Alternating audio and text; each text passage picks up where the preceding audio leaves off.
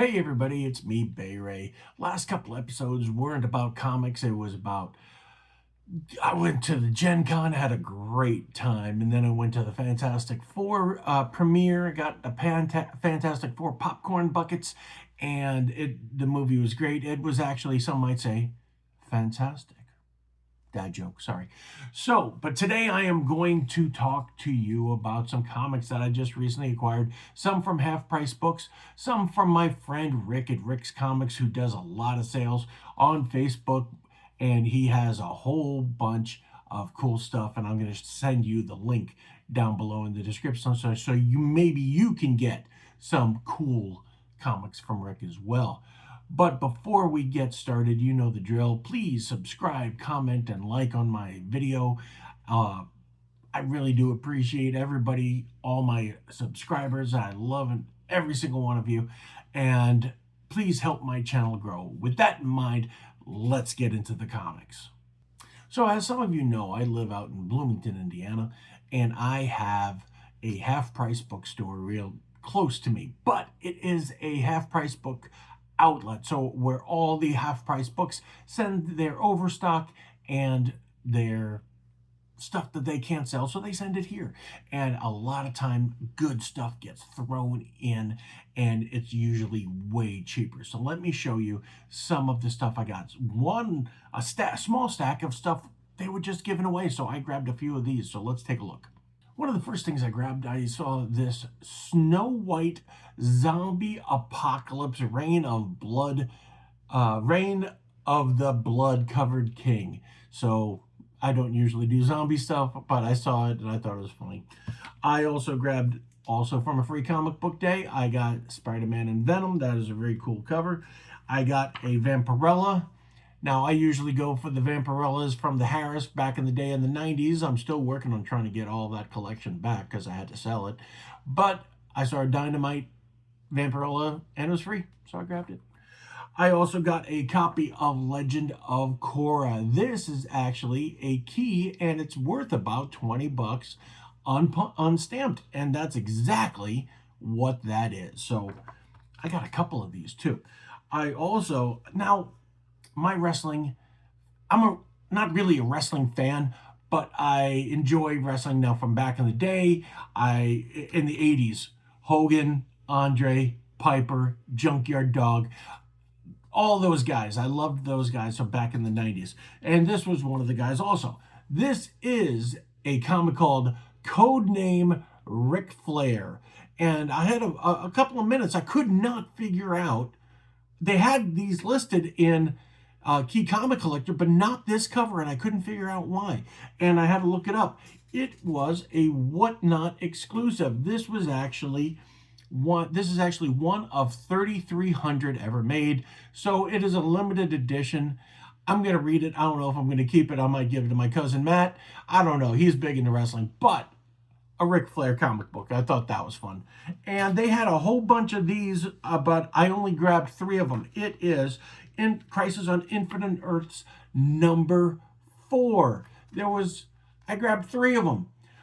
This is a minor key. Also, the second cameo appearance. Is it cameo? Second appearance of John Constantine. It also has an introduction of a whole bunch of other people, Lady Quark, and a whole bunch of other people that got thrown into the mix during the Crisis. The last 2 books I picked up, I got 2 of each. It is X-Men 317. It's a shiny cover. This is the first appearance of the guy's skin. This predates the first appearance of Generation X #1. First appearance, excuse me. The next issue was the first appearance of Generation X, where Skin became a member of that. And I also grabbed 2 copies of Punisher 2099. These were really good condition. I think I have one somewhere in the collection, but not in this good of a condition. And I grabbed 2 of them. Do you know why? Because they were free. So I grabbed them, and I'll put one in the collection and maybe sell the other one.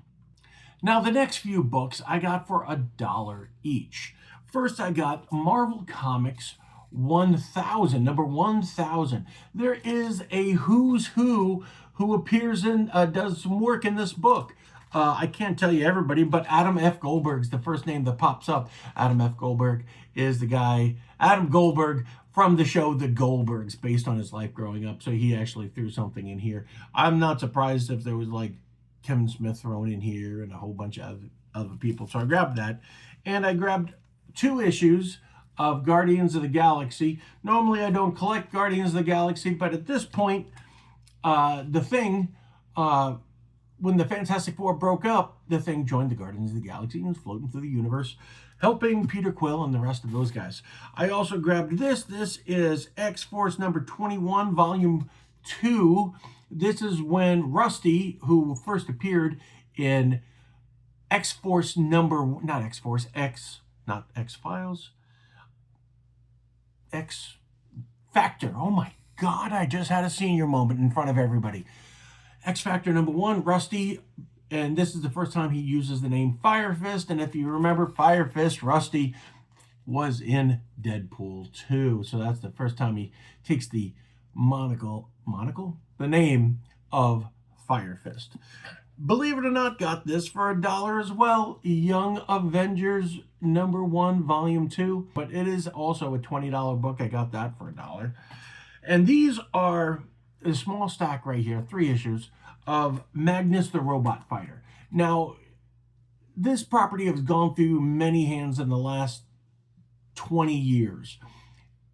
Now, I only liked the one from Valiant, the original Valiant, where they started doing the Super Mario comics, and Magnus the Robot Fighter was the first book of the Dell heroes in the world. Now, number 2 really is, other than the second modern appearance of Magnus the Robot Fighter.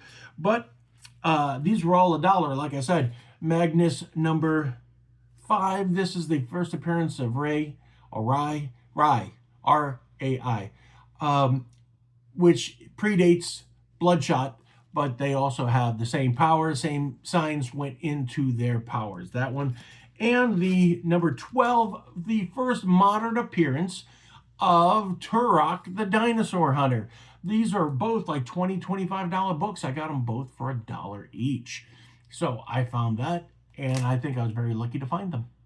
Okay, let's go to this big box that I got from Rick at Rick's Comics.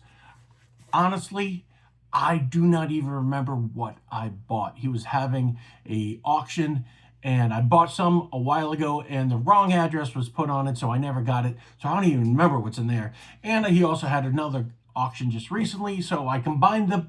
He got them back, and I got them all back in one big box. So I haven't opened it yet, so I'm going to open it with you. I only paid, I think, $65, including shipping. So let's see what's in it. I'm going to open this with some surgical precision.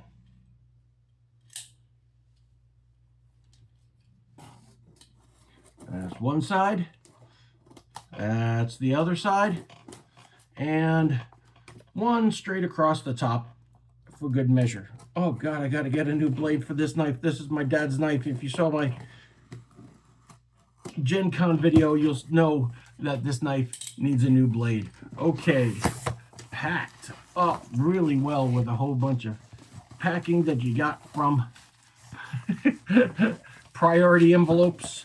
Okay, stack number 1, and it is sealed, so it looks like I'm gonna have to cut into this sucker. Okay, let's see. Okay, he wrapped it again. So what I'm gonna do is I'm gonna open up all these bags. These are all bubble wrapped, and it's gonna take too long for me to do it on camera. So let me open all these bags.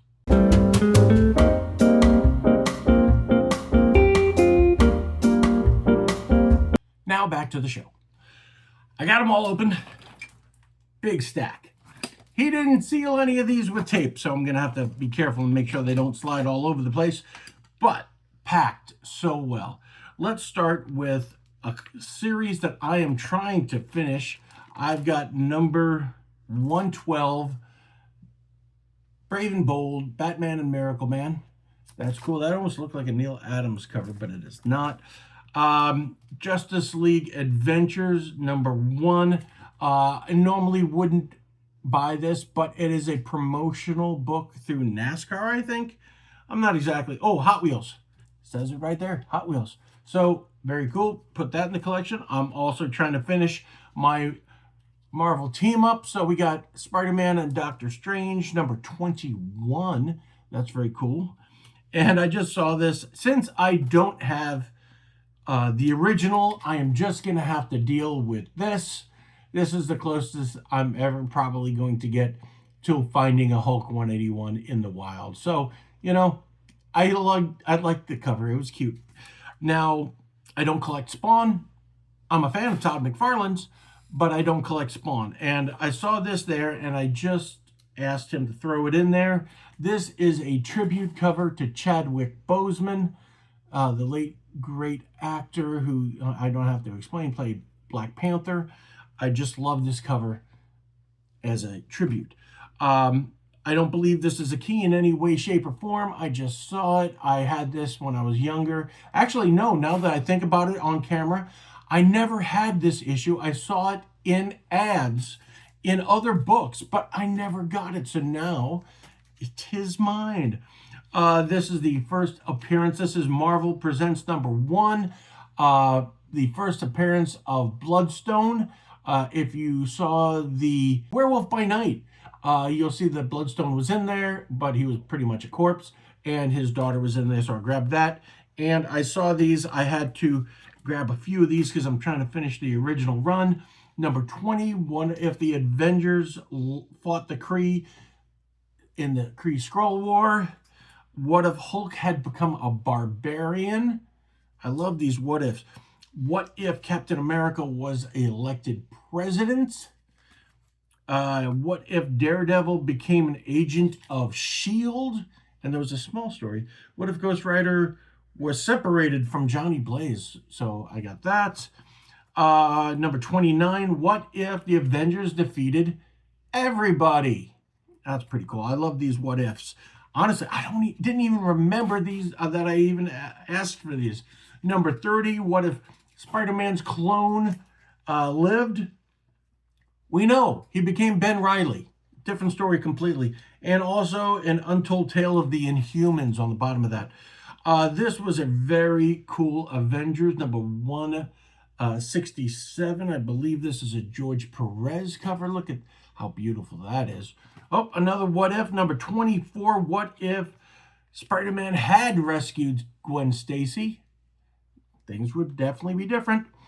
What if Thor and the Avengers battled the gods? That's interesting. Love that. Batman number 354. Beautiful cover. I love that where the cape covers everything there. Batman number 356. That's beautiful. I think this is a minor key also. Honestly, I just love this cover. Mike Grell, Green Arrow, Green Lantern, number 110. Mike Grell, an amazing writer and artist. Now, this is the last book, and it is not a key whatsoever, but when I was younger, I grabbed books because they had cool covers, and I never really thought much of it. And I had this when I was younger, and this is one of the first Green Lantern books I actually read. And I just saw it again, and I just had to grab it. Number 118, Green Lantern, Green Arrow. Great book. I'm going to read it again. Going to put it in my personal collection. And that's what I got in this book. Now, I love each and every one of these books, and I'm going to put each and every one of them in my collection, and I cannot wait to organize. It is so silly and OCD of me. I'm like, as long as my comics are in order, the whole rest of the place can just fall apart. But as long as the comics are cool, I'm good. Before I finish up this episode, I want to tell people about BloomingGeeks. BloomingGeeks is a convention that I am going to be running here in Bloomington. The first, hopefully of many, is on October 19th. This upcoming October, we are going to have food trucks there. There's going to be vendors there. We're going to have raffles, and it's a fun time for everybody. So make a point to try to get here to Bloomington for BloomingGeeks. I am so looking forward to this. It's always been a dream of mine to run my own convention, and now I have the opportunity to do that because of you guys. And I want to thank each and every single one of you. There's a million things you could be watching on YouTube right now, but you decide to watch my fluffy butt talk about comic books, and I appreciate every one of you. Please go out and find comic books. Go to garage sales, go to flea markets and Goodwill and church bazaars. But where you can also find comic books is your local comic book store. They have what you're looking for, and they will help you find whatever you need. But most importantly, remember, reading comic books is still reading. Later, y'all.